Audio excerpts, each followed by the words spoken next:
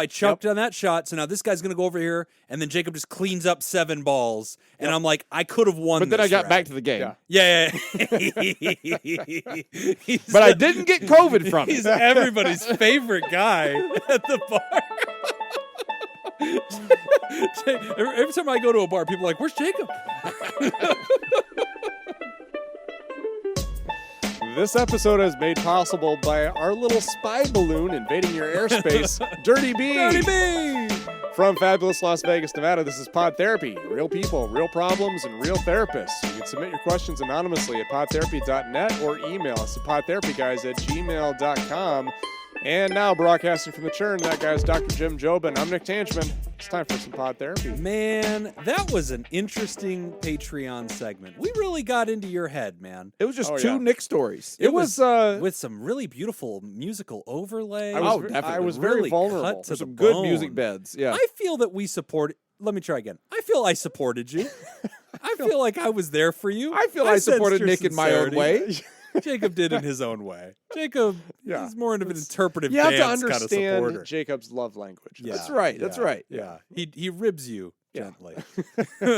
Just the right amount to let you know he's listening, and you should just keep doing what you're doing because it's making him laugh. I feel like it's more along the lines of like, you should understand that I think that this is a little ridiculous, and also I think you should think this is a little ridiculous too. Yeah. And that's Let me exactly break the what I tension knew for was you. going to happen Yeah. because I know it's ridiculous. We're supporting Intellectually, you. We're I know it supporting is. And you know that you should feel that it's a little more ridiculous than you do. Yeah, but I can't. Yep.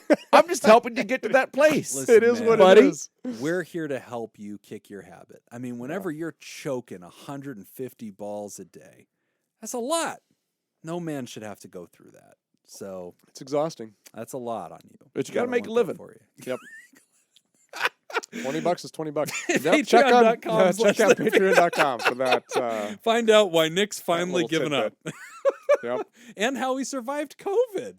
After Yeah. 3 years of dodging the blade, Yeah. he finally got stung by the COVID bee. I did. But is fully recovered. And I assume Laura too. Everybody's feeling better. She's not doing as well. I forgot to ask. Did Laura have it? Did She she did. had it at the same time? Catch Yep. it. So at least you didn't have to do the like hibernate in different areas of the house. No, we thing. did. We did for 3 days, and then she finally And then she tested had it. Yeah, because she positive. dodged for a Yeah. while. Yeah. Yeah, and then she finally got And this bit was by not it. her first time getting it, or No, was? it was. It was. Okay. Man, that's so impressive. I know. We did good. You did. I mean, Yeah. whatever you guys are doing, vegan thing, eating whatever's. Goose. We just don't do leave the that. house. I think that's kind That of helps. Kind of the That key. helps, man.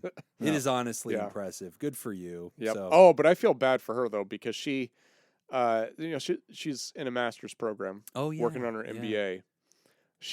Whereas I kind of took time off to recover, she did not. Oh, yeah. She couldn't take time off of school. oh, like- that's right. and Yeah, so of course School it keeps is. on going. Yeah. She just worked straight through it. Yikes. So yeah, she is Yeah. exhausted. Well, Yeah. I mean, you guys But finally got through we it, did. man. We made it. We survived. Congratulations, and And you know. probably won't get it for at least a few weeks. Yeah. Again. Oh Yeah. yeah. Oh, and I'll be prepared next time. You're Yep. good until like St. Patty's Day, I'd say. I think so. Yeah, I think Yeah. you're probably gonna be fine. What did they say? It's if you're vaccinated and you've just gotten it, you have like 6 weeks or so where you're just I thought it was fucking longer free than and that. I'm asking. I don't know. think it's months, man. Great. I think it's like a good chunk of months. Oh. Yeah, I Okay. think you can. Yeah, you don't have to wear a seatbelt or anything. Right. Yeah. That's absolutely true. The doctor was like, go skydiving without a parachute, Yeah, whatever yeah. you want to do. Invisibility cloak deflects bullets. You're Yeah, yeah. Fight fine. crime. Go fight crime. You want to walk through Compton just screaming the N-word, Bruce Willis style, and Die Hard, whichever one of those Die Hards it was. It was Die Hard 3. Die Hard 3 with Samuel L. Zeus. Jackson. Yeah, Yeah. Samuel L. Jackson. Oh, and easily the best Die Hard. Like, to me, there's no question. I've only seen the first one. What? Yeah.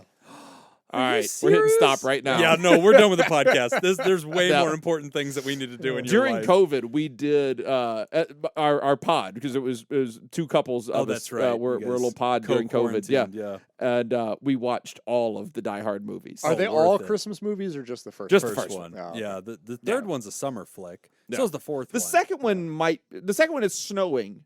So Yeah, it no, might the be second Christmas. one's also I think the second one is Christmas actually snowy as well. climate. They're all really good. And then at like except for the fourth one. The fourth at like one sucks. Die Hard, Live Free or Die Hard. it's Die Hard 4. Yeah. Live Free or Die Hard John McClane becomes a superhero. Yeah.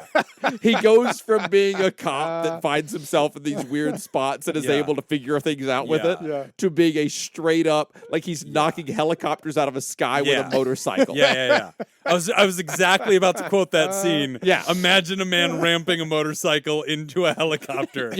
That was him. To destroy said helicopter. And he's fine. And he'll also get up and fist fight 10 guys right after that. Like he turns into Batman in Die Hard 4. Yeah. That's funny. It's a different level. I'm a little buzzy in my ears. Is anybody else coming off like a little hot? No. Okay. It's probably just my headphones. You can turn your headphones down a little bit. I did. I couldn't find the right angle on it, so I'll let it go. All right. So patreon.com/therapy if you want to hear Nick's tales of woe and how he's looking for new hobbies. And so if you have suggestions, please send those to Nick. Now is a good time to start the band. Hey, man, are we doing this?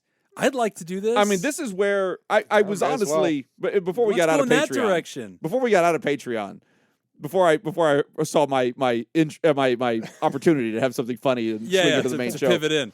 I was thinking like you got to take a month off and just do music for a month. Yeah, I think I probably will. But I want to be clear. Actually. I cannot match the level of energy that you brought to golf. So like I need you to not bring that to music because if you're trying that, it's going to be way too much. I've got one gear. Yeah, okay. All right. Yeah. I don't know that we're going to be a great match, but we're going to try it. Like every duo needs somebody who works really hard and then a guy that just grips. I really don't know what you're talking about. I'm happy to grip. I think you'll be able to keep right up. I'm so sad that you have I don't think there's any problem at all. You just have this embedded. Oh God. Crisis counselor advice. I can't do it. I'm not going to fight it. It's tough to go against. I can't go against it. I'll drown. So if you want to start the band, Seafood Sugar Cookie, I think this could be our launching point. You need a new start. Yep. I need a guy whose coattails I can just cling to and go up the mountain. This is a match made in heaven, my man. All right, let's do it. I'm excited for you. Let's do it. And all this free time that you've got. Crisis counselor advice from Heyo. Hello, pod therapists and listeners. I recently started volunteering as an online crisis counselor, and to be frank, I feel entirely unqualified. I've been listening to Pod Therapy for a while now, and I hear how much training and effort goes into being a good therapist. I went through the volunteer training, but I feel like I'm interacting with people at their absolute lowest point, and I'm terrified to say the wrong thing or make a mistake. Do you have any advice, tips, or resources for becoming a better crisis counselor? Thanks, Heyo. Pronouns are she and her. Heyo. Heyo. Wait, does she want us to be Heyo or does she want to be Frank? Hey, oh, because in the email she said she was going to be Frank. Oh, yeah, you're right. That's correct. All right, Frank. Let me tell you, you've been listening to Pod Therapy for a while. Yeah. You've been sponsoring the show. Uh-huh. You are uniquely qualified. Yeah, to you've do got this. way more training hours than anybody else. Yeah, I think if you're not the supervisor of this program, something's wrong. Just think of yourself as a life coach and you'll be fine. Honestly, there's no confidence. liability. Yeah. That's everything, Heyo. You just come in with confidence and a jingle. That's the number one thing. I assume you have a jingle. I would assume it's a professional I assume it plays. organization. I assume her jingle plays instead of like a dial tone or something.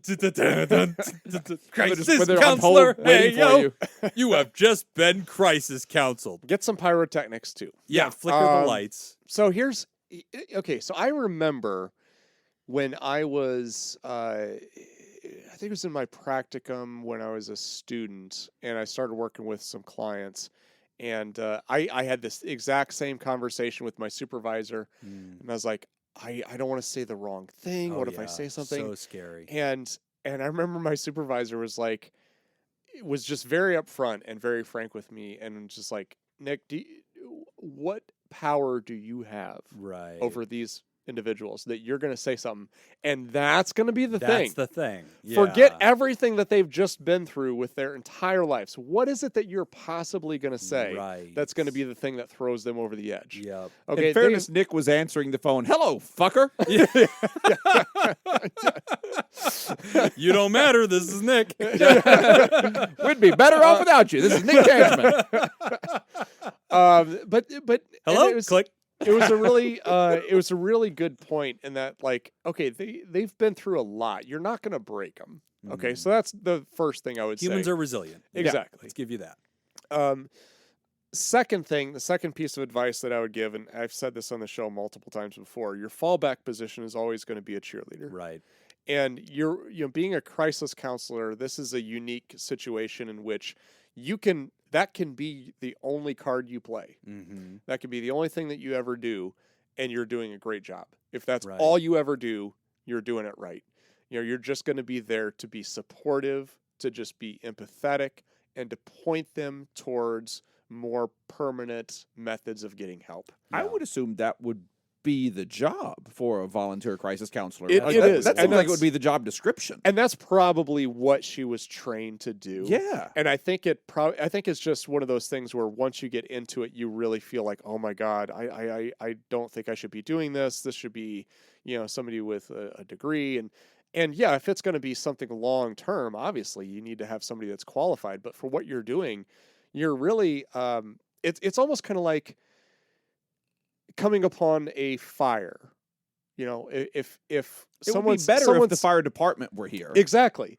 But you know how to throw water on fire. Yeah. Right. That's all you got to do. Yeah. It'd be better if there was a whole fire truck and a plane overhead dropping the fire chemicals and everything on it. That would be better. But I'm here with a garden hose, so let's go. Go ahead and use that. Exactly. Yeah. So I guess that's kind of the approach I would take. Yeah. You're going to throw water on it until the professionals show up. Do not throw water at the people who call into you, though. No. Disagree. Okay. I'm going to be the. You know what? You're pro-wet. You're pro-wet. Case by case. If they run up to you on fire, that is also a crisis. That's true. And you've got to be ready for that. If they call you and say that they're on fire and you're able to get to them and then put water on them, go throw ahead and do water. that. Yeah. Well, hair on fire is not a metaphor, and a lot of people think it is. Yeah. It's a literal thing. Yeah. So. This is a good Aquanet. one. So, I'm so glad to hear that you're doing this, and I'm. It's so kind of. It's wonderful, and I like that we can hold you up as an example because there's a lot of listeners of the show who, obviously they are mental health advocates. They like that this is a conversation that we're having with the world, and they want to support people. And if you're listening and you want to do what Heyo's doing, you absolutely can. You can volunteer for any number of crisis lines. There's the text hotline. There is the suicide hotline. There's 988. And so there's just always going to be organizations that you can contact. And you might think, wow, I'm not qualified. But what qualifies you is being a gentle and concerned human. That's really the key. Now, having said that, they should and usually do some basic training.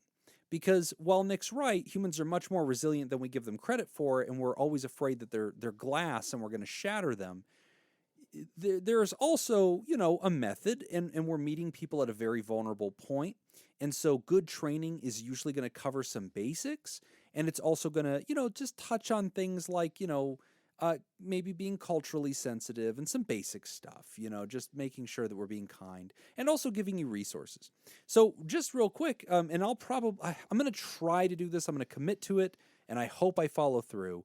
But in the episode description, I will try to link to a free training that is available through SAMHSA, which is SAMHSA.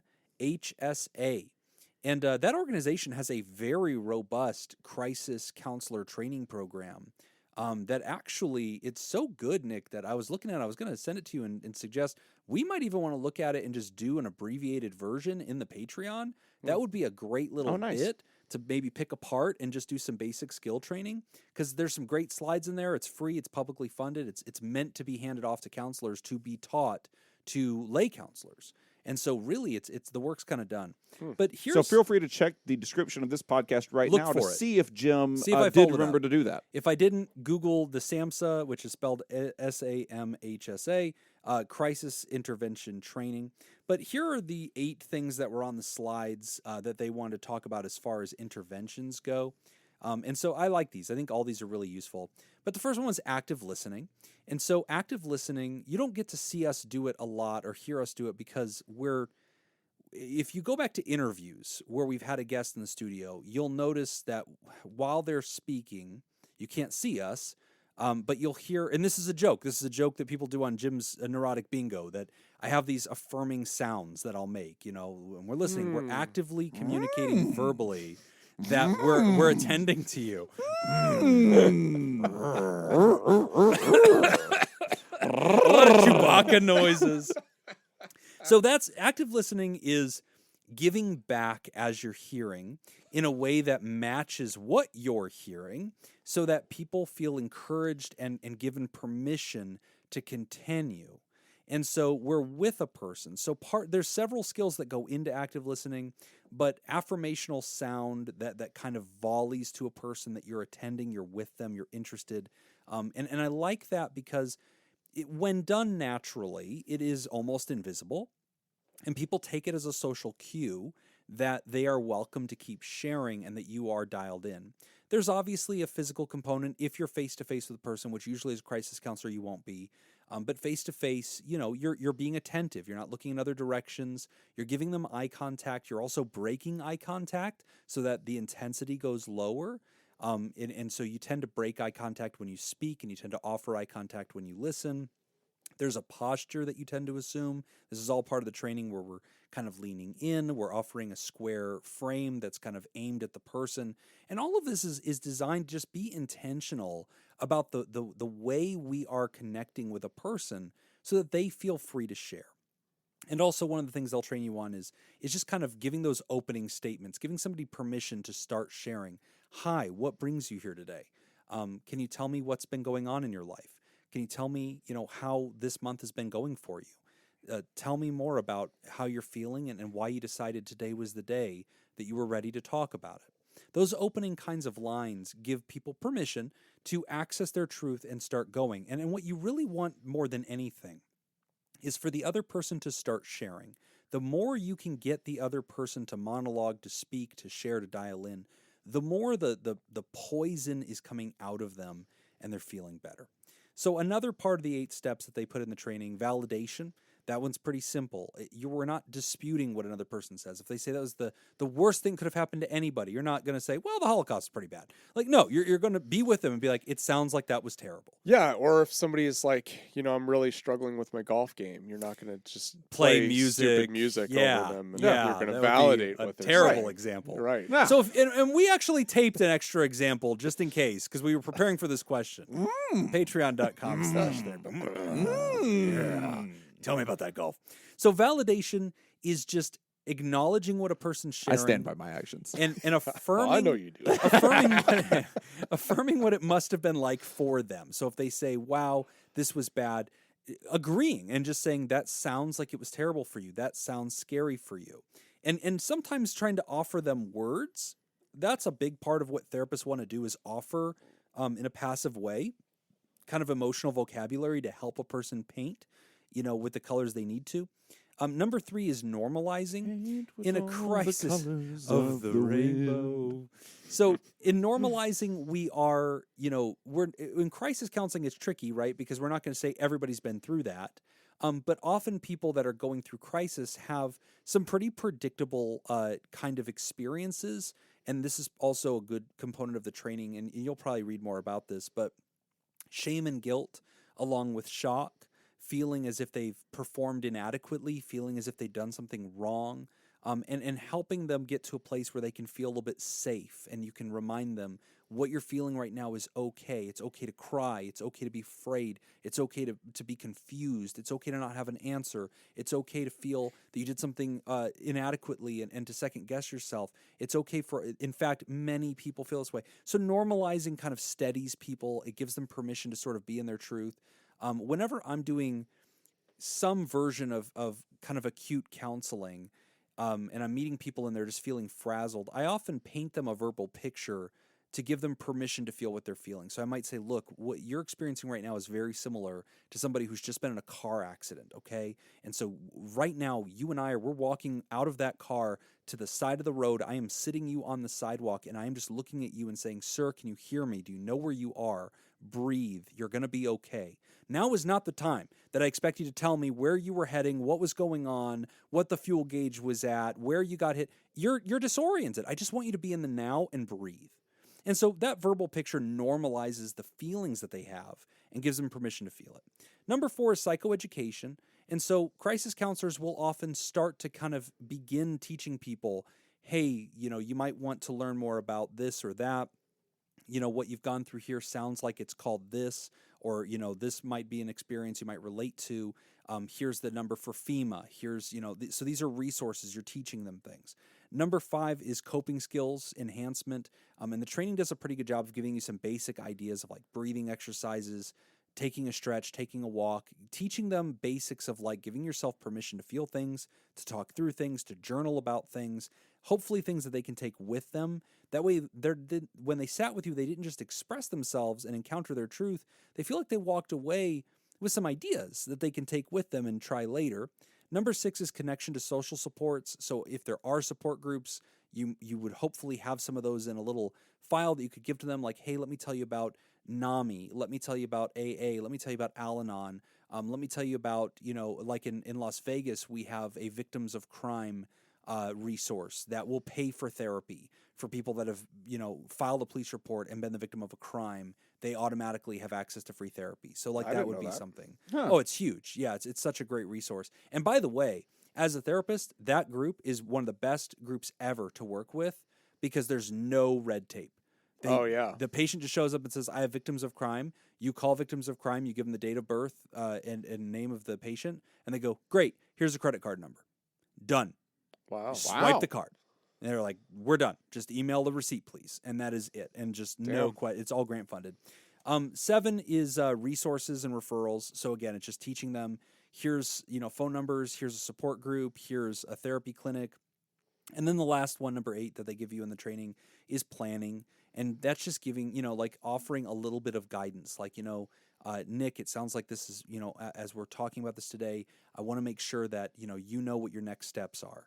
Let's talk about what we're going to do today when we wrap, how you're going to get home. Let's talk about what your evening is going to look like. Let's talk about what your tomorrow is going to look like. Can we talk about this weekend, how you're going to practice self-care? Can we talk about what the next steps are? So just starting to lay out 2 or 3 steps that give that person something to walk away with, that they can say, okay, at least I know this is what I'm going to do. And so that's a little bit of a template. And again, I will try to link to it, but if I can't find it or if I don't get it in there, SAMHSA is a national organization. It's the government, and it produces tons of resources, and they have a fully prepared video training that's abbreviated into little sections so you can microscope into areas you want to get stronger on crisis counseling. So huge resource. Definitely go find that. Yeah, and I think a lot of the insecurity you may feel is partially due to maybe having the expectation that you feel like you're going to provide any kind of therapy, but that's not at all what you're doing. And we're not there to fix them. Exactly. Like when October 1, the shooting, when Jim and I went down and did that, nothing that we did was remotely close to therapy. No. It was really just giving somebody an opportunity to talk. We were doing maybe 2 of those 8 things. Yeah. And that's the thing. Like I list off 8 and you go, oh my God, I have to remember all this. No. Yeah.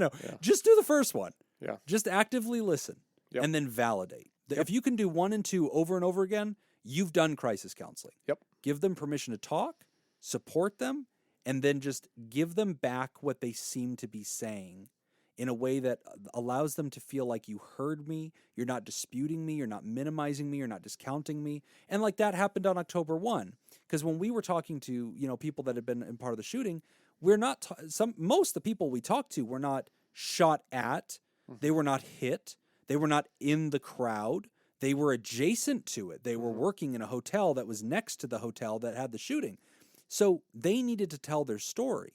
And the crisis counseling we were offering often involved them telling us, this is where I was when I heard sounds, but I didn't hear gunshots. I heard people screaming, but I thought somebody hit a jackpot, and then they came running in. And like, we're listening to that, but we're validating that. We're not going, wow, you're so lucky that you didn't get shot, huh? Like, no, we're saying, oh my God, that must have been very confusing for you at first. When I hear validation, the thing that I always imagine, like I remember a therapist at a training that I was at kind of described validation as letting somebody know not only do they understand what you're saying, but also giving you permission to feel that way. Yes. And so when you think about validation, that's kind of really what it is it's almost kind of like saying, okay, so, the person is saying, I was scared. It's validation is you being able to say, yeah, that seems like the right emotion. If I was in that position, I would have probably be scared. Yeah. I would have been scared too. And really what you're doing is you're giving them permission to feel that, whatever that feeling is, Yeah. And the more you can get them talking, that's everything, Heyo. I love that you're doing that. Again, SAMHSA, good great for you. resource. Anybody that's interested in volunteering for this kind of stuff, boy, is it great to hear about that. And you know what? That's something that Pod Therapy should probably get better at too, is creating a little bit more of a portal for people to find volunteer opportunities. Yeah. That's something we can dig on. I mean, Nick has plenty of time, so I'm sure that he'll start producing 20 some hours a week just freed itself Freed up. There's going to be a lot of content coming out on Patreon. All right, we're going to take a quick break, and when we come back, we're going to talk about being paranoid about children. You're listening to Pod Therapy. Today's episode is brought to you by Ben Dawn, Malia, Richard Macy, Newstick, Polygon, University Jeff, Samantha Cone, Thunder, Cougar, Falcon, Scoop, and Sad Boy. It's not Sad Boy anymore. Why didn't I? Happy Boy. Happy Boy. Sunny Boy. Sunny Boy. Would you like to sponsor the show? Head on over to patreon.com/therapy and sign up to be a Therapy producer, and you get to hear your name at times like this. All right, our questions today are trivia that I came up with almost on the spot. Nice. Please tell me it's golf trivia. What was the last question about? Shit. No. Tokyo, Japan is leading True. Damn it, he got there first. Is leading the way with 37 million people. You each get to name 3 countries. Highest population after Tokyo wins. They have a higher population than Tokyo? No, Tokyo's number 1. Is Tokyo a I'm country? not giving you Tokyo.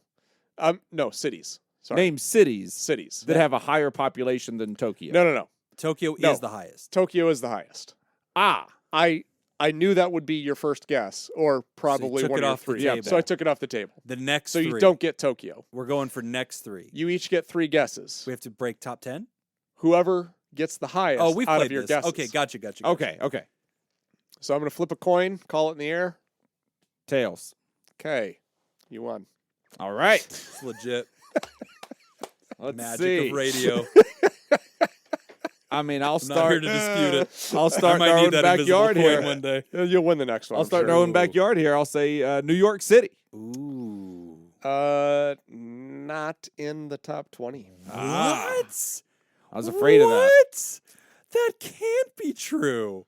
Yeah. Oh, no. I mean, it's really funny if it's not true. Oh, it's really funny if Nick is just like no. lying Yeah, about the just like- trivia answers. I'll Like, give you lied the about coin. the No coin. reason. I'll give you the coin flip, but fuck you about New York City.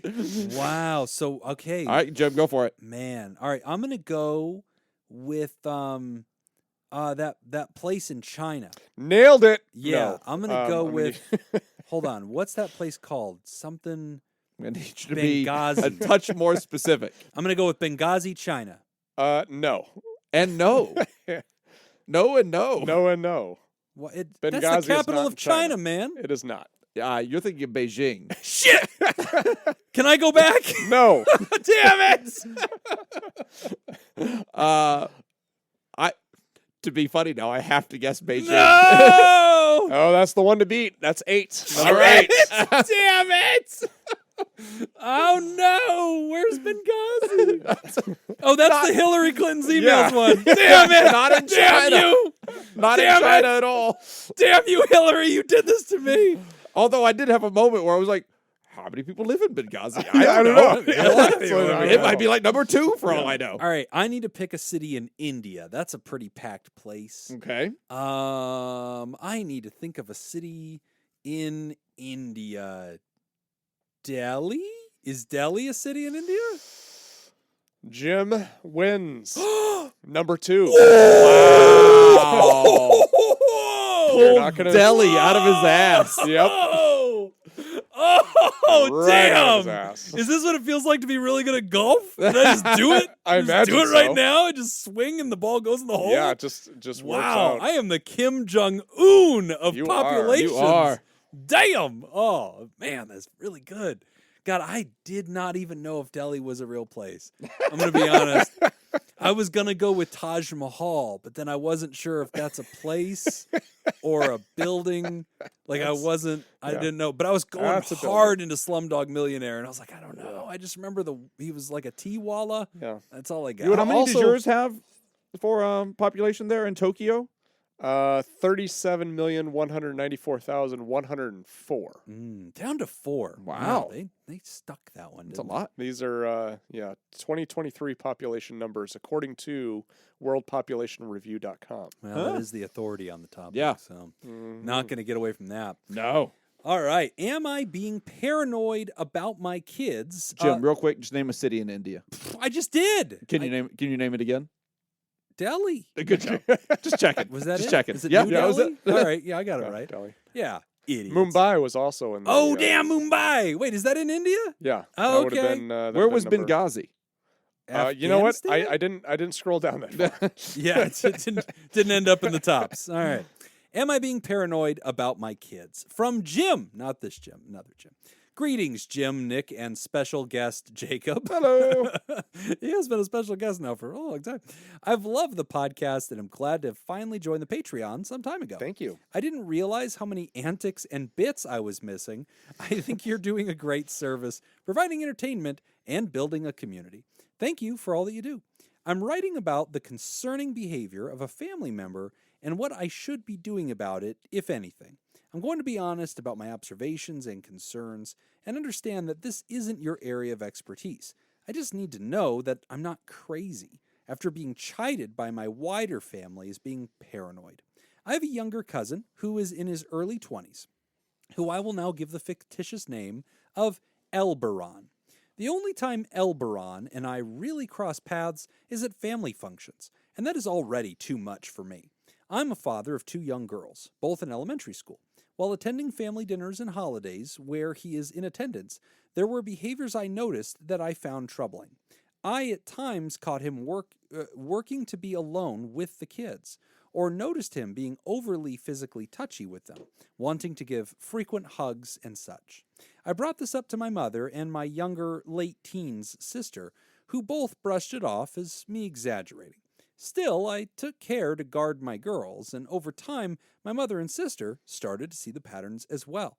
From an early age, my daughters were taught what inappropriate behaviors from adults were and how to be the bosses of their own bodies. A book with which I have had great success is Super Duper Safety School, Safety Rules for Kids and Grown-Ups. Oh, cool. As it teaches them the lessons in a way that I find is firm and serious without being scary. By reading this book with them, I've also learned specific red flags to watch for, and my cousin ticks several of them on this list. Here are some I've noticed. He carries flags. Just carries throws them multiple around. red flags. Always calling fouls. Here are things I've noticed from the list. Asking for video reviews. It's calling New York. Person tries to arrange alone time with the child. Person is excessively physical with the child, like wrestling, tickling, lap sitting, etc. Person invites child alone to their home to play video games or with other enticements, especially if person does not have their own children at home. Person often volunteers to give parents a break or help out by taking child off their hands. Person prefers to spend time with children rather than people their own age. And lastly, person seems preoccupied with a particular child. As the book explains, one red flag would not be indicative of anything.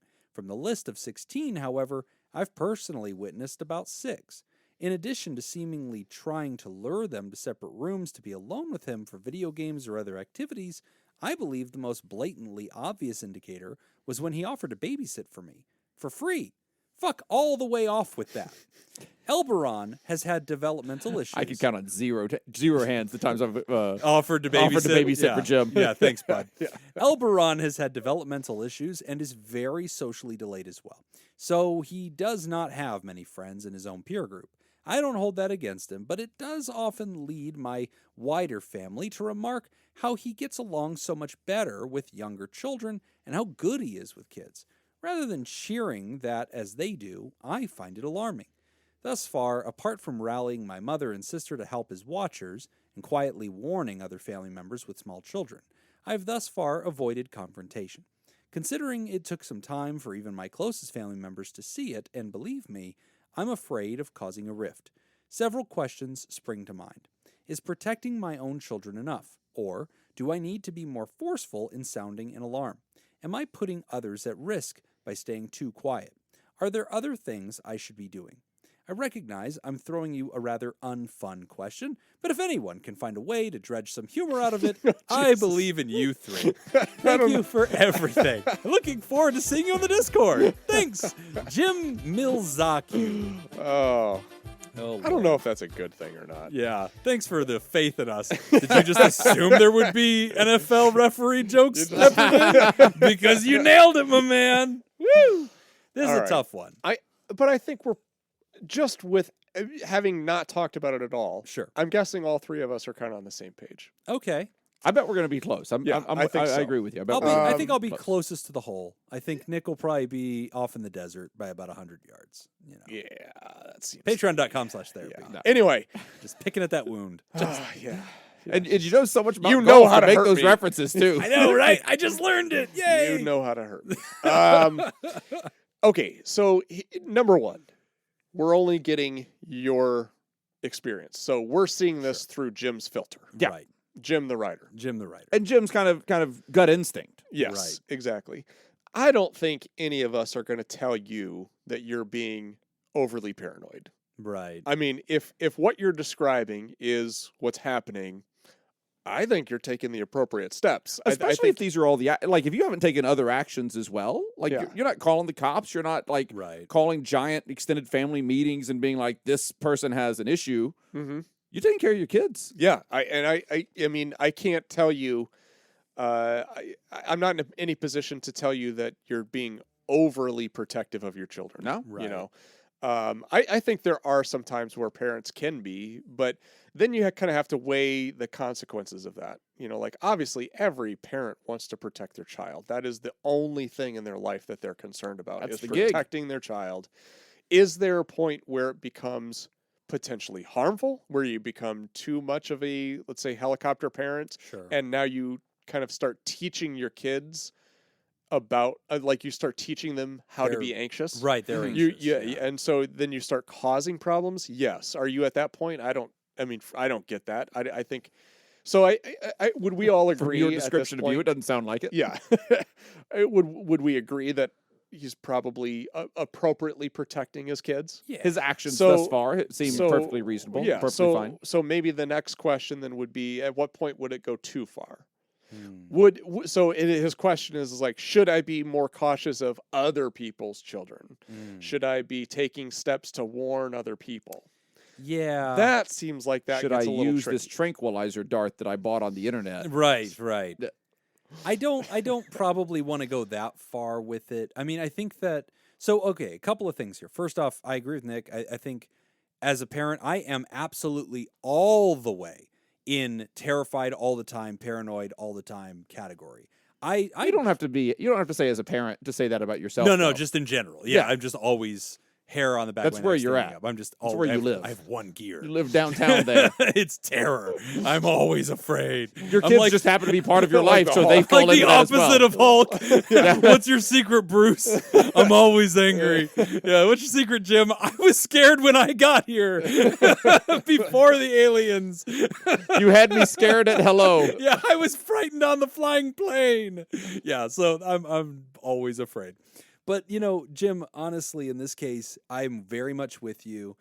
We do have to right size it. And so, because the intervention needs to suit the circumstance, right? The intervention always needs to suit the situation.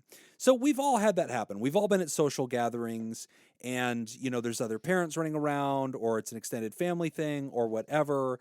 And maybe people are having some drinks and it's like a social occasion. And then, that can happen where somebody's just a little too handsy with a kid or whatever.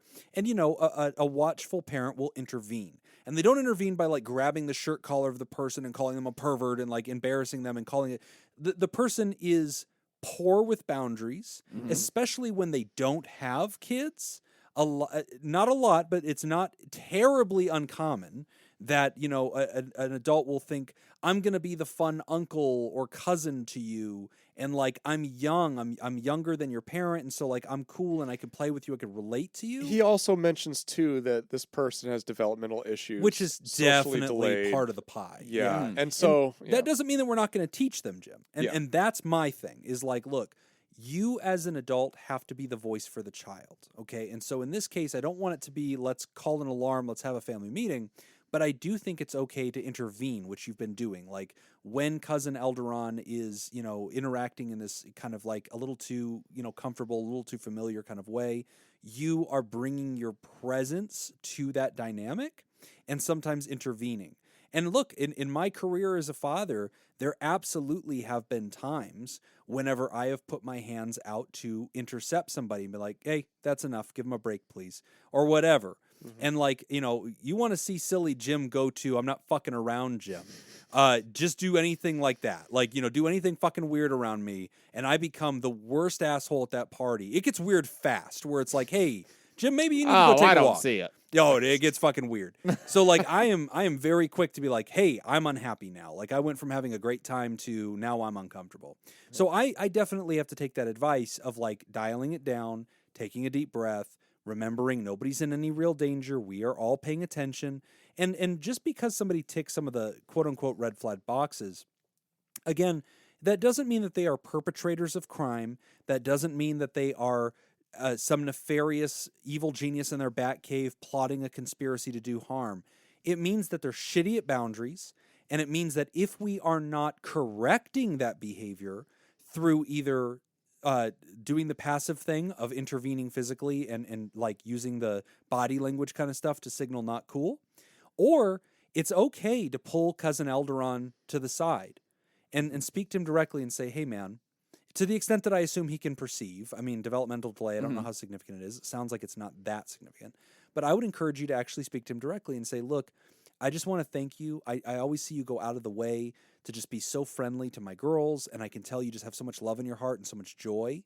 But also, I also know you have not raised girls, and it's different. You know, you and I, we grew up as boys in our family. You know, you could even relate to them. Like, you know, they were rough and tumble with us. Yeah, our uncles throw us around and all this stuff, but you know, man, I just got to ask you, I need you to kind of slow it down with my little girls. Like sometimes it's a little too rough or it's a little too handsy.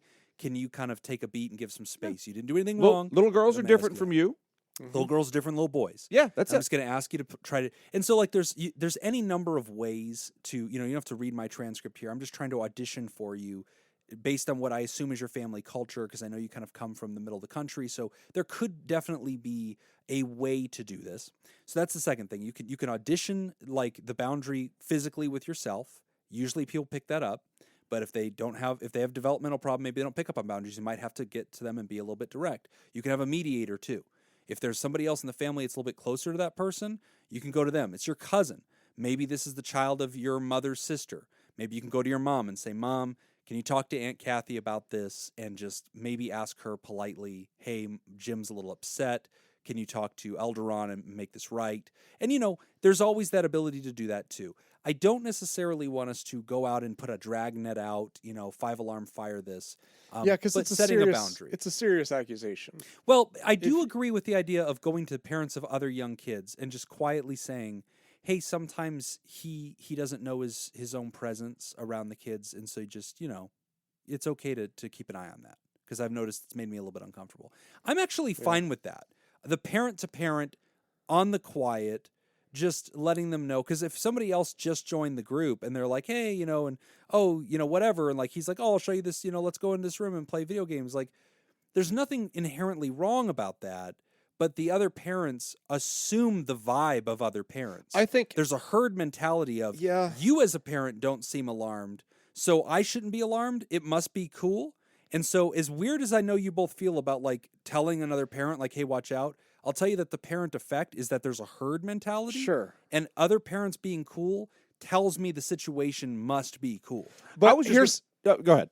Well, I was just going to say, I agree with that, assuming every parent is responsible with that information. Right.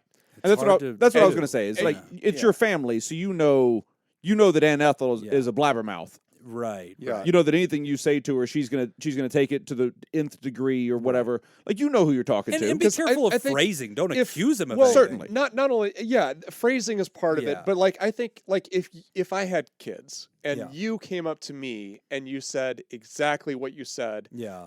I receive that. I'd and say, kids, get behind me. I Jim's know- here. Yeah. There's a right. and I know what you'd you're- right size that. I know what you're saying to Yeah. me. You'd pick up what I'm throwing down. But he's a good that's- guy. He means well. Exactly. He can just be a little much. But that's you know? me. Yeah. And I think there's a lot of parents out there, they hear that, Yeah. and what they actually hear you say is, oh, yeah, he's a pedophile. You would And have then to they- be very thoughtful about how you portray Yeah, this. and then now you wouldn't you've- be saying, I read this book and like he checked Exactly. 6 flags at 16. Like, no.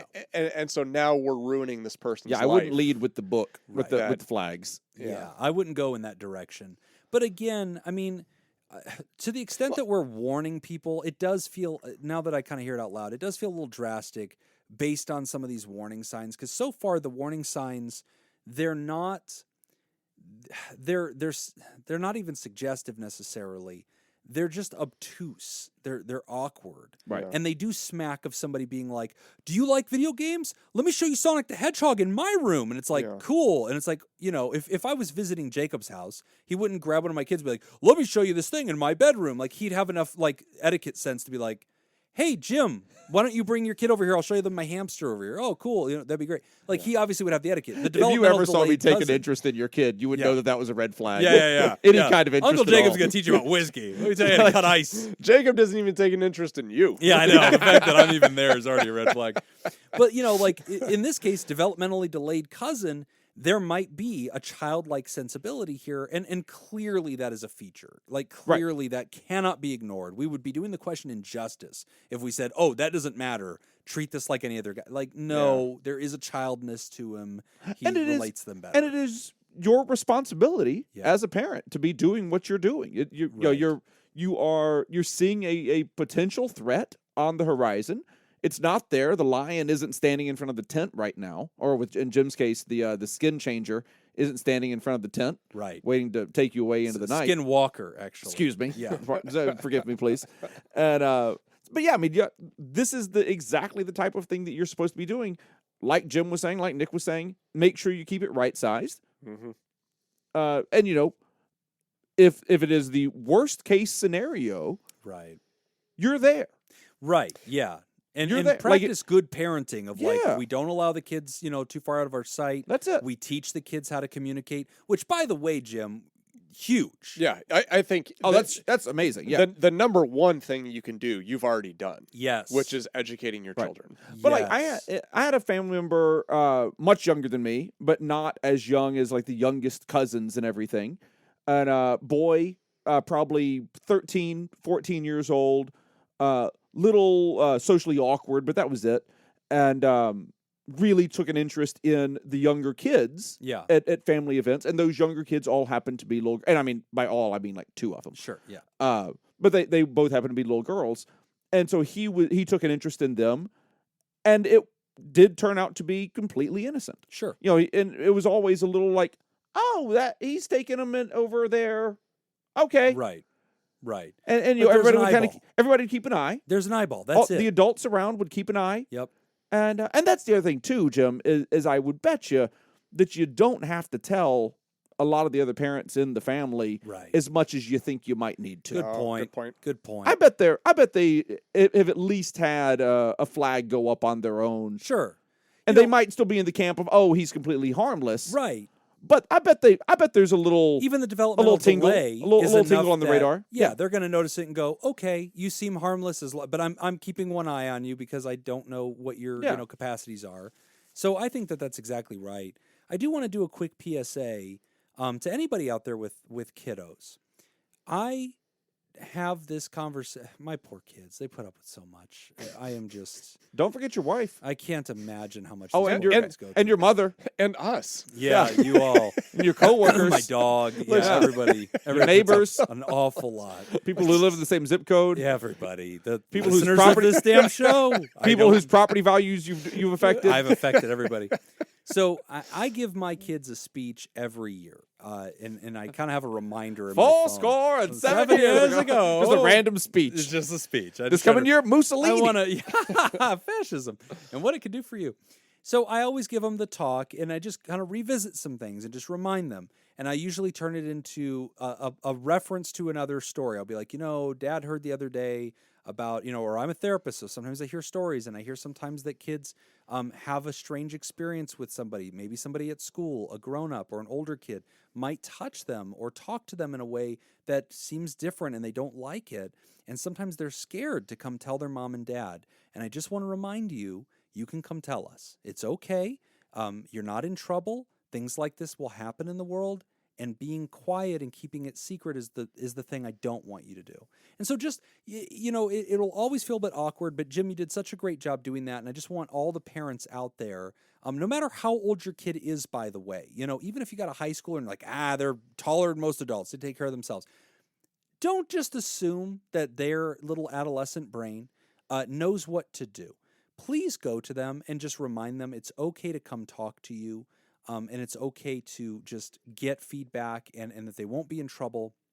And then you as an adult also have to have that ability to not overreact, right? Because if you lose all credibility because we're constantly overreacting to things, then what we're doing is we're teaching these kids that they can't come talk about little things because they're scared that we're going to blow it up and make it worse or embarrass them or whatever, or go fight somebody in the yard. So there is an ecosystem to this, friends, but this book that Jim recommended, I'm going to read it again because that seemed very interesting, and I'm going to look it up too, Jim. This sounds really good. Super Duper Safety School, Safety Rules for Kids and Grown-Ups.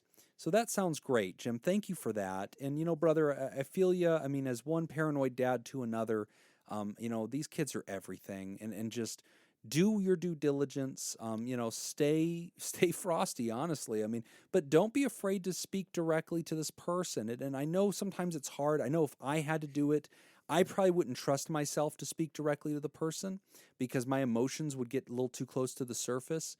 And I'd probably need a mediator, and I'd probably ask another family member, you have a better rapport with Elderon. Would you mind just telling him sometimes parents feel a little uncomfortable, and we love him, he's friendly, he's great, but can he just dial it down? And then I have one last random thing to point out, because I do think it's important.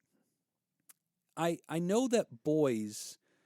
So I came from a church culture where boys were villainized. Like the girls were sugar and spice and everything nice.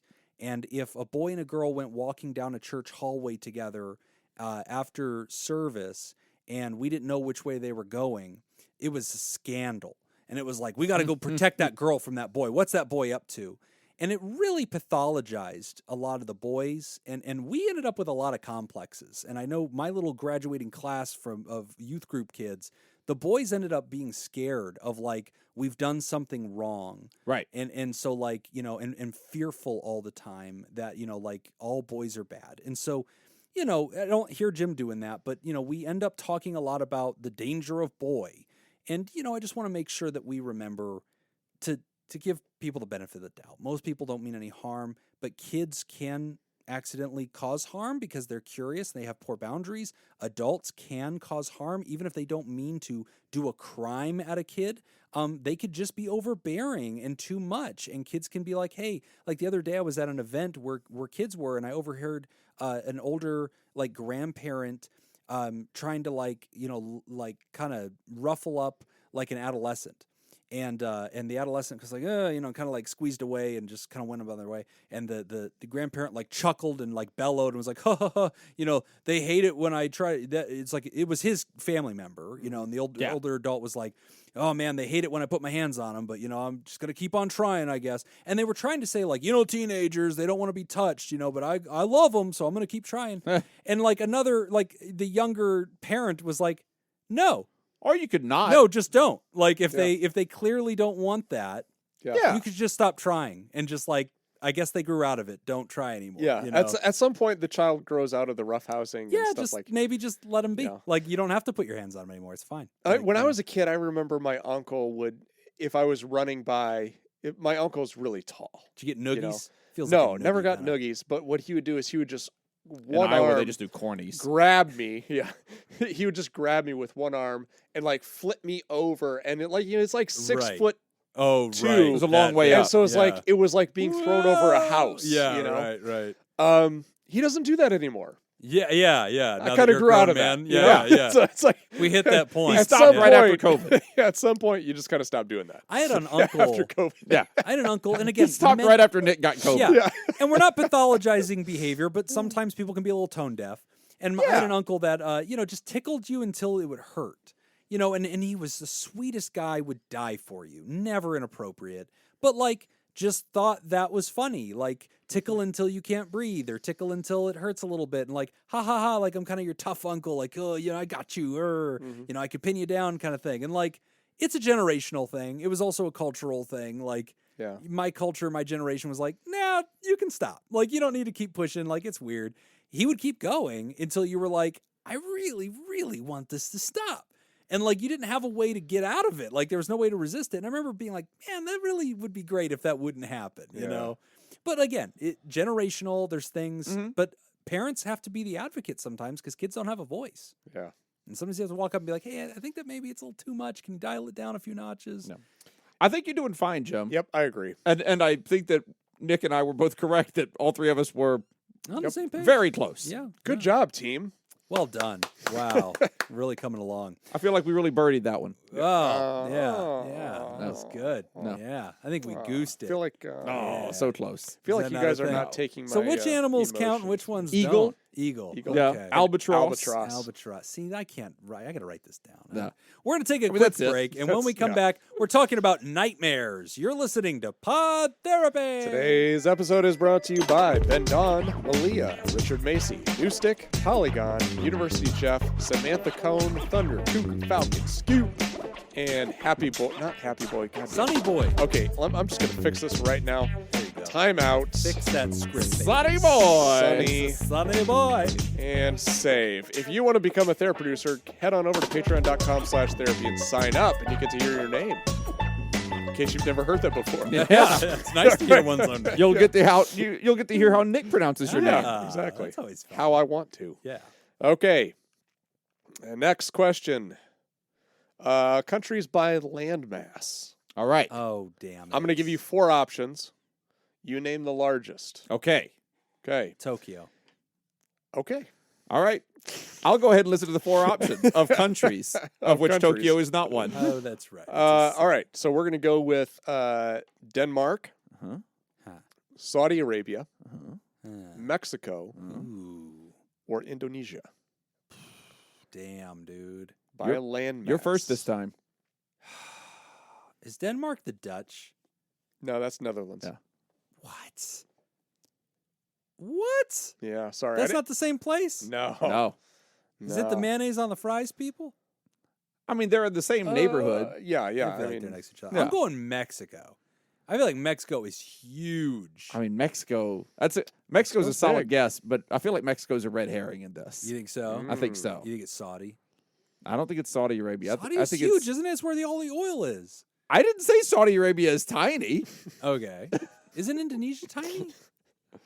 What was the last question? Was it D? Was the- Denmark, Saudi Arabia, Does seem Mexico, Indonesia. Indonesia. But the thing about Saudi Indonesia, you Arabia. got to remember, it's islands, but it's a lot of Don't islands. listen lot to of him. islands. He's trying to throw you. Yeah. A lot of Don't- islands. Don't listen to him. I'll go I know Saudi. the I'll go Saudi Tanzman Arabia. red herring move. I'm going Saudi Arabia. Decoy. Okay. Well, out of the 4, you're both wrong. Uh huh. Ooh. Now, Saudi Arabia is bigger than Mexico. Oh. It is Indonesia, isn't it? It is not. Oh, it's It was Denmark. Denmark? Do you know why? Islands? No, Colonies? because of Greenland. Levels. Greenland. Greenland belongs to Denmark. It does. Bullshit. Yeah. No, I'm not happy. Yeah, I'm not happy about it either. I'm Boo very this happy. man. I'm very happy. No, Yeah. Greenland's not its own country. No. It's where the IKEA furniture comes from. that's not No. true either. That's from Sweden. All right.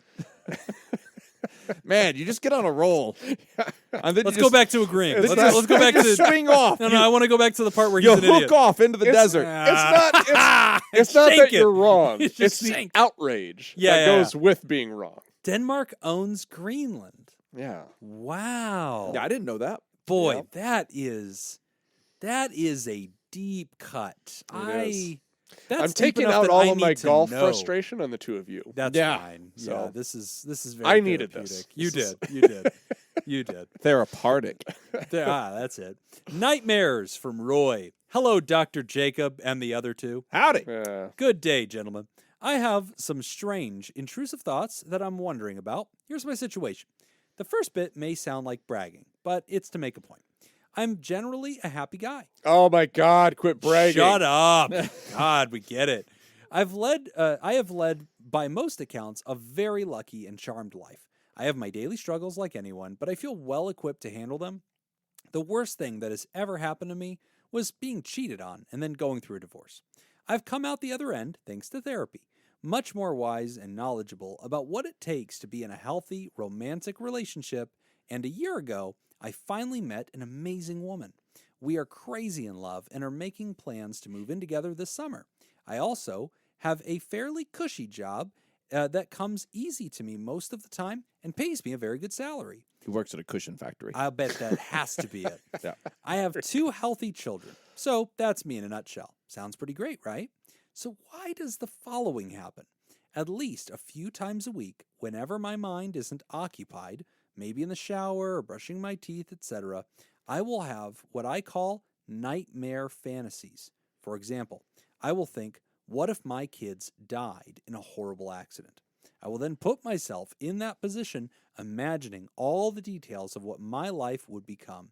I picture getting the news, having to break it to my parents. I picture myself inconsolable for weeks or months, not sleeping, crying all the time, a broken man, the rest of my life forever changed by this unthinkable occurrence. It can get to the point where I actually tear up and almost start to feel as if it's really happened. At this point, I will shake my head and think, Jesus, what is wrong with you? And move on with the rest of my day. So, is this a thing? Is there a name for it? I do notice this happening more often when I'm happiest and there is no drama happening in my life. Is that the reason? Do I get bored with my happy life and seek to fantasize about dramatic, horrific events? This is my running theory. Let me know what you guys think. Sincerely, Roy. And my pronouns are he and him. Okay. Are you high when you're doing this? This seems like a very high thought, like a high brain thought. Is it? Yeah. Then getting high is terrible. Why No, would like, not anybody just get something bad, but like fixating on something. high? Oh, okay. Like anything. Like imagining it yeah. like going on.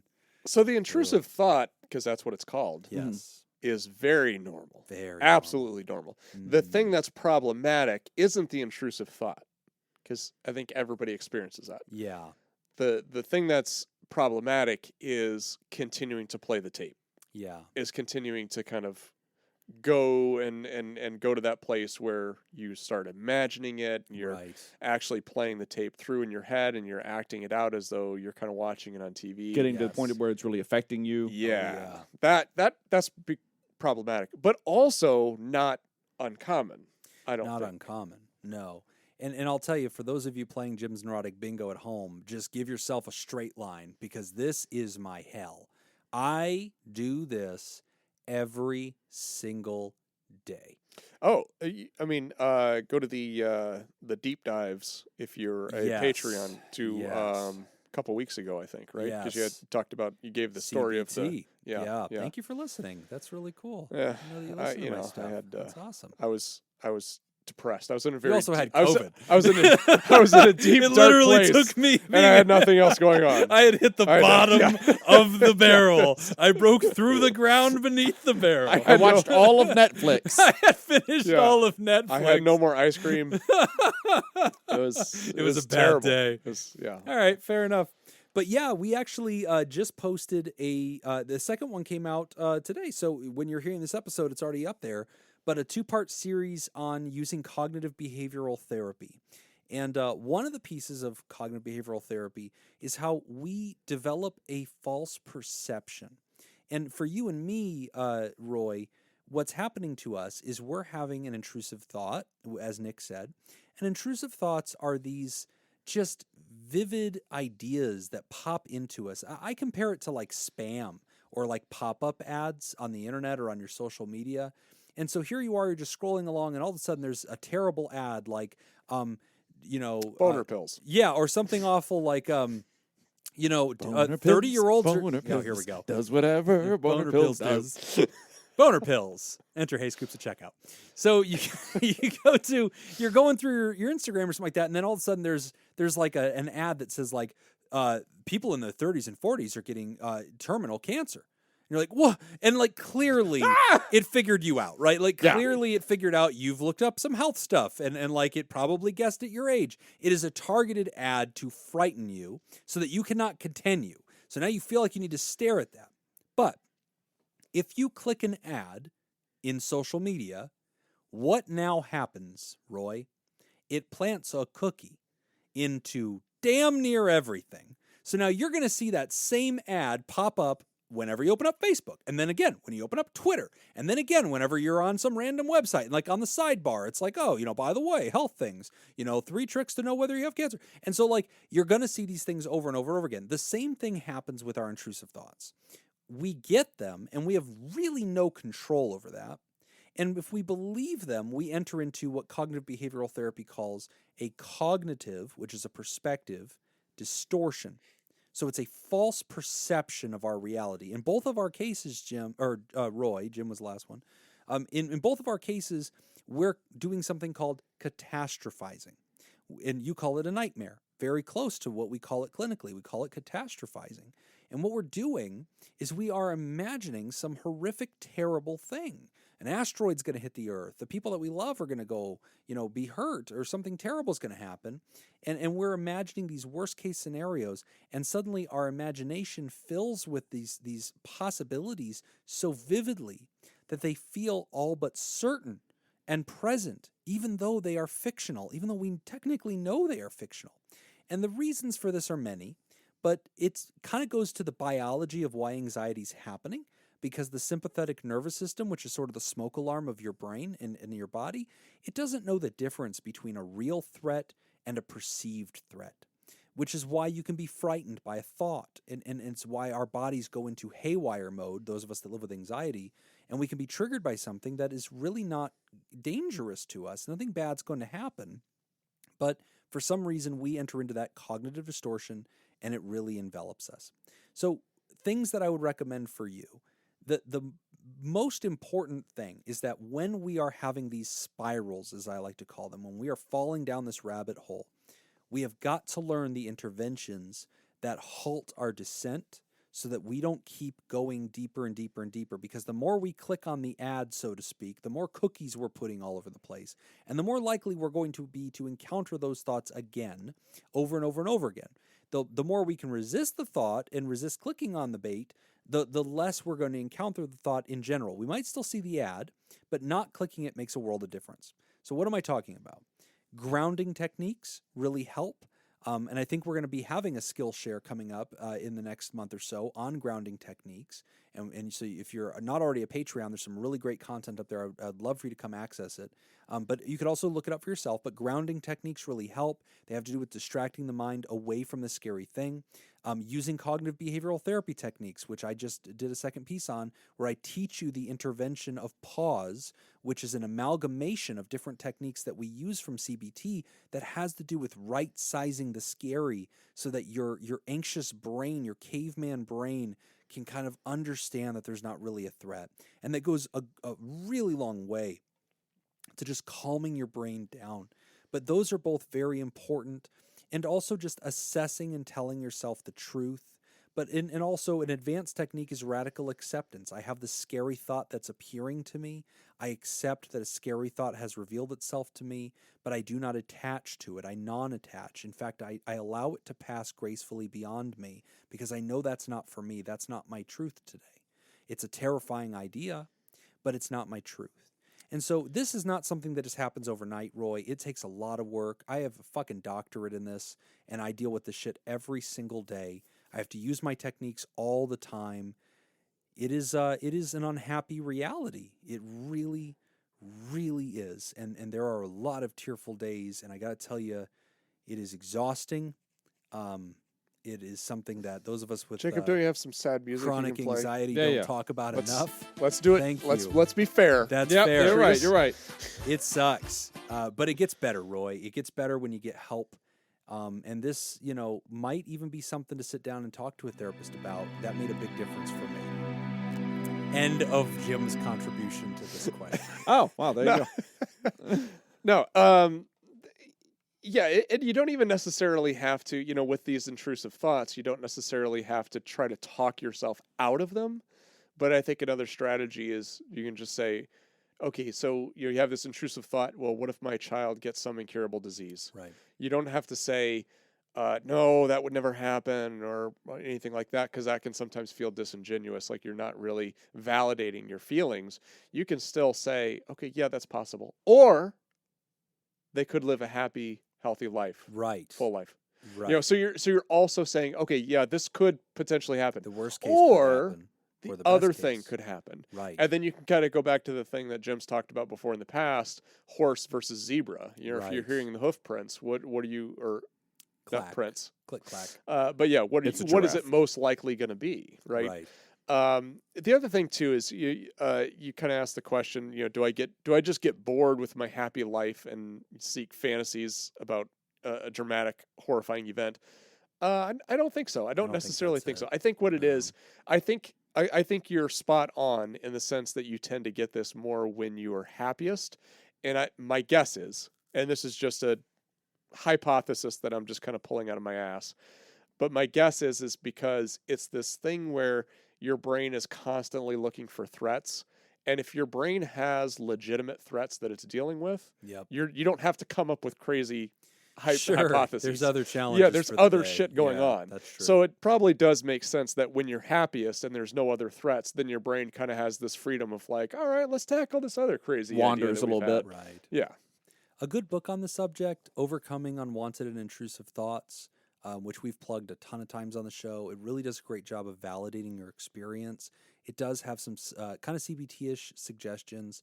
Another really great resource is the Anxiety Workbook, which is actually by Dr. Aaron Beck originally, or he's co-author on it.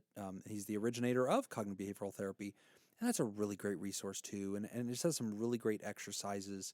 And if you haven't already, Roy, I really do recommend coming into the Patreon, getting access to the CBT series. There's only 2 parts, and it's not 6 hours like ADHD. It's really practical.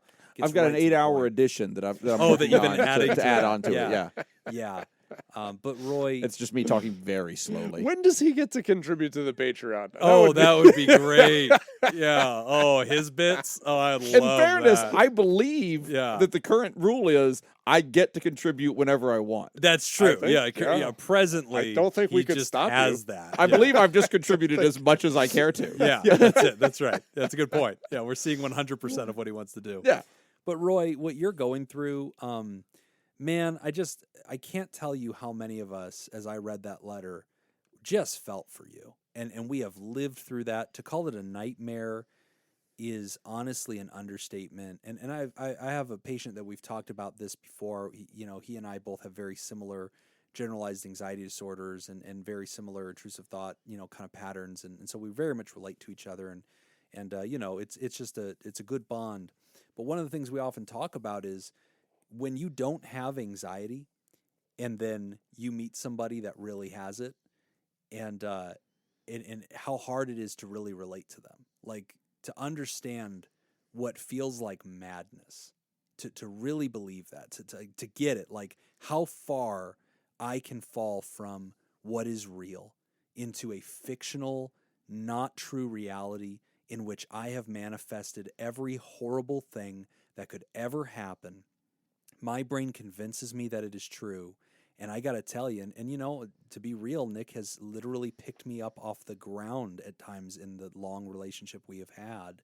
And there is very little he can do besides just like help me get through that till I can orient back to reality, because it is paralyzing. Mm-hmm. And, through training, Roy, and through work, you do get better. You end up winning way more than you lose. And that is a huge victory. You get back your life. And just to put a pin on this, because I want to make sure everybody out there who might relate to Roy and hearing these resources and realizing, man, I need help too. Don't be afraid of medicine, guys. I have taken it. It has made a world of difference for me. There are seasons in my life when I know it's time, and I will take it for a while. And we've done deep dives on some of the medicines out there, not really for anxiety, really more for depression. But SSRIs are very common as a weapon in this fight.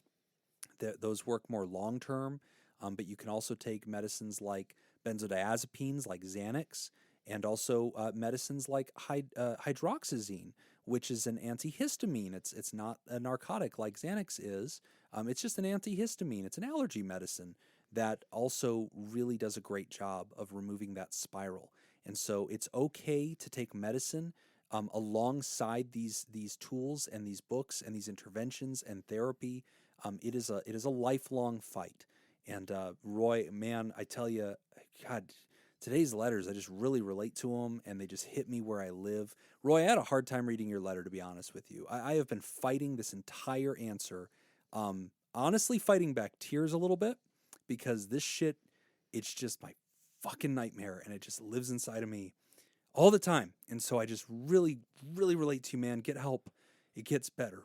It's almost kind of one of those things where it's like, soldiers who have gone through war, where like, if a soldier's talking to somebody who hasn't experienced it, they get questions and they have to talk about it, and they're just like, okay, obviously this person doesn't get what I'm going through.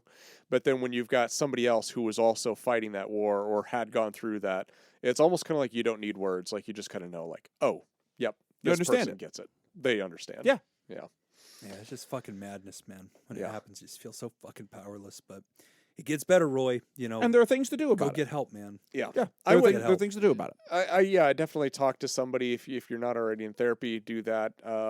Again, I think a lot of the stuff that we've got on the Patreon stuff, I think would be very helpful. But with anything, it's with practice. Yes. And you have to do it on a regular basis, and you have to implement these things, and it takes time.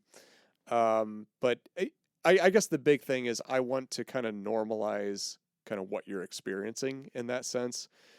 The intrusive thoughts, definitely everybody on earth has that. It's just the piece that gets carried away that just you kind of need to develop some the alarm coping system skills. Gets triggered. Yeah. You have to be able to develop that ability to kind of turn off the alarm. Yeah, so. I equate it to having like a hypersensitive smoke alarm. It goes off when I'm baking cookies. Yeah. Instead of there being a real fire. But yeah, Roy, pick up those books. Don't be afraid to go talk to your regular doctor. If this isn't a time in your life where you feel like you can do that, go talk to your regular doctor. Tell them that you're having basically anxiety attacks, and ask about options, because your regular doc, it doesn't have to be a psychiatrist. They can get you some tools, and it can make a world of difference, man. And they can also give you referrals for insurance purposes. Absolutely. And you might need that for your insurance, depending on that. If I can use this opportunity to jump on my favorite soapbox, golf. Exercise. Oh, sorry, golf. I was wrong. Yes. Swing and a miss. Exercise is actually incredibly helpful for this. It is. Because one of the things that kind of triggered this was this idea of the alarm, like the smoke alarm kind of goes off. And if you have a very sensitive smoke alarm, exercise has been shown, research has shown that exercise has been very helpful in kind of dulling down that emotion, that response, that smoke alarm response. So if you're not already doing any kind of like daily exercise, going for walks, doesn't have to be anything extraneous. You don't have to be running 10Ks, but just doing regular walks, getting up, getting active, it can actually make a pretty big difference. Taking a walk makes a world of difference for me. When I'm not well, if I can get out there and just get my head, on straight, or just getting distracted, honestly. Movement, anything helpful. That's new stimuli, new things happening, podcasts, TikTok, like all that stuff. Makes a world of difference. But anyway, you're not alone, Roy. Man, we're all with you. But So thanks for the question. As we wrap up the show, we want to remind you that if you sign up at patreon.com/therapy, you get the extended show ad-free a day early, as well as you get to enjoy a lot of the stuff that we were just talking about. Some of our live chat Discord community stuff, our weekly deep dives. So we're putting out something every Monday now. That is our goal. We're gonna stick to that. You're gonna say that out loud? Yep. You jinxed it, man. I put it out into the universe. Oh no, the pressure's so high right now. Deep dives, interviews, skill shares, research roundups, rants. I have a movie that I want to review. Oh, cool. It's a bit of an older movie, but it's a good one, and I think it's pretty relevant. So look for that. Look for What's a the lot of our movie? stuff. I'm not gonna Give us the tease. Yeah. Give us the tease, It's gonna be Tangeman. like Jurassic That Park. was the tease. That was it. That was the tease. Like Jaws. Debbie Does Dallas. Yes. Debbie does dreidel, remember? There was No, I don't. Oh, come on, man. That was one of your best bits. there was a Debbie Does Iowa. Oh, stop. No, Stop. that is It's a real, family show, Tangeman. Yeah. Yeah. Anyway. But yeah, lots of great stuff coming up there. The CBT deep dives are up there, or they're not deep dives. These are skill shares. So they're not getting into theory. They're just like, hey, here's something we teach in therapy. Take it home, use it. By the way, both of my CBT skill shares have therapy worksheets attached that I actually give my patients. So get up there on the Patreon, download it, grab those. And then I have a book review that's already been pre-recorded. I have an interview with a therapist who specializes in working with sex workers, and that's going to be coming out as well. And that was a great and fascinating talk. Now, excuse me if I'm out of line, Yes. but I have to ask. I wouldn't be doing my job. Okay. Did you read the book? Which book? Oh, the book I reviewed? Yes. I did. Okay. But it's a sci-fi No, book. it was a fair. Yeah. It's a fair Yeah. question. Yeah, yeah. It has Really, nothing right? to do I with was like- therapy. All right. It's a book review about a sci-fi book that I liked. Okay. All right. But I did. That was in there too. Fair enough. I'm just saying we don't have the best history when it comes We do to not. And reading. upcoming book review is different than book club. Okay, book review is easy. Yeah. That's just like I finished a book. Here's what I thought about it. Yeah. That's all I contributed on that. Cool. But then I also have a rant about the Fermi paradox and my theory of why we don't see aliens. Patreon.com/therapy. Okay. That's All right. coming out. You get Lots of one fun sentence. stuff. Why don't we see aliens? What I'm hearing him say is I can talk more about golf on our Patreon. I think you can talk about whatever the fuck. What I'm hearing is You got to go to the Patreon. open range. You got to go to the Patreon. I'm not giving away for free. Go No, find it. one sentence. No, then they're gonna. Why know don't we that- see aliens? One sentence. Because they'll kill you. Okay. That's it. You'll see. Patreon.com. I won't. Therapy. Welcome you to won't. new Therapal, Evan. And we got some new Theropods. Welcome, Jeanette Ward, DJ Sewart, Duffy the Slowly Getting There Therapist Bear, Captain Redbeard, Kristen Johnson, Lori B. That's definitely Kirsten Johnson. Oh, it is? I'm sorry. You're right. I just ran right through that. Kirsten Johnson, Laura B., and Gavin Bristow. Welcome, everybody, and welcome to new Pterodactyl, Lovely Spark. Awesome. Welcome. And we have some people that we need to thank. It is it's not the first of the month. We had guests last week, so we didn't that's do right. our monthly thank yous. So we need to thank all of our Theropods. Oh, perfect. There it is. Do you want to do Theropods? Sure.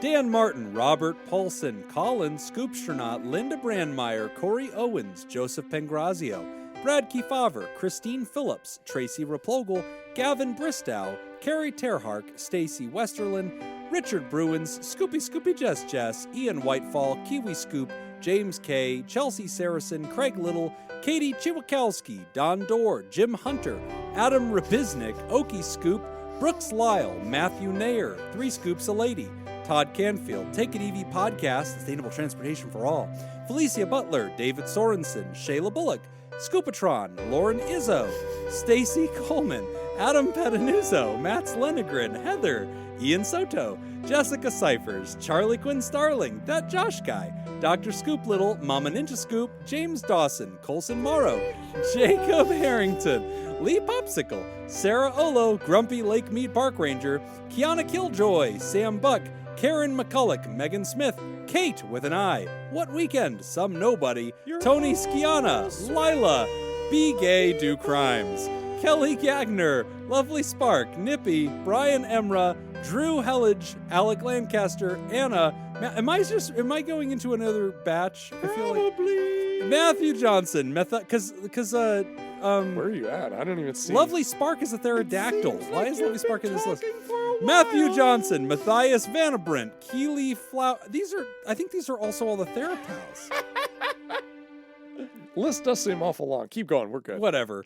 Where am I? Anna, Matthew Johnson, Matthias Vanabrandt, Keely Flowers, A Literal Pickle, James Hubble, Max the Ginger Scoop, Ken Tinsley, Chemist, Hannah Marie, Stacy, Protect and Scoop, Ulti Engi, Anonymous, Jim Mills, Kiss Me Where It Smells Funny, Brady Malachek, Matt Kubrick, Cody Charrington, Megan Stacy, Chad the Safety Lad, Philip Guyton, Tim Mystery, Joey Seal, Ilya Gerbgov, Brogan Hastings, Julius Capel, Nico, Christopher DeGursius, Kierkegaard, Irvin Santon, Samantha Santee, Trisha Ortiz, Joel McMillan, Captain Redbeard, Mississippi Hippie, Matzer Cat, Tiny Home Travelin', Chris and Alyssa, Scott and Aiton, Amy Legros, Amna Camel, Melissa Geyser, Al, Jeanette Ward, DJ Seward, Duffy, the Sergeant Therapist Bear. Oh, slowly getting their therapist Yeah, bear. I had to abbreviate. Thank you. Captain Redbeard again.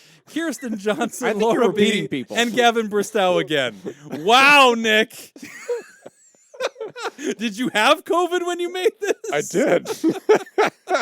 And thank you to all of our pterodactyls: Ice Blue Scoop, Brian Lehman, Scott Brady, Fred Bashara Jr., Andrea Anderson, Lindsay Bashara, Slurpee Kaye Motherfucker, Frozen Cusser, Lori Eltroth, Ryan Stewart, Scott Ashlock, Robert Ward, Chris, Cy Schnonigan, Sandra Shawnigan. Shawnigan. Shawnigan.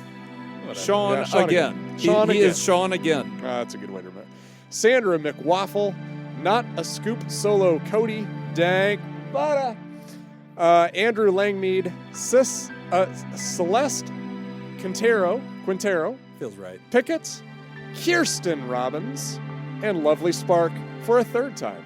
Oh The, my the best part for everybody who doesn't realize this, anytime Nick introduces Dank Butter, he physically looks away from his microphone. Yeah. And then it makes him stumble on whatever the next name is. Yes. Yes. 100% So he goes, of the time. Butter! Because he has to move his eyes. yeah. He Who's points next? his face toward a Yes. wall Yeah. instead of just moving the microphone away from him. Will I stop doing it?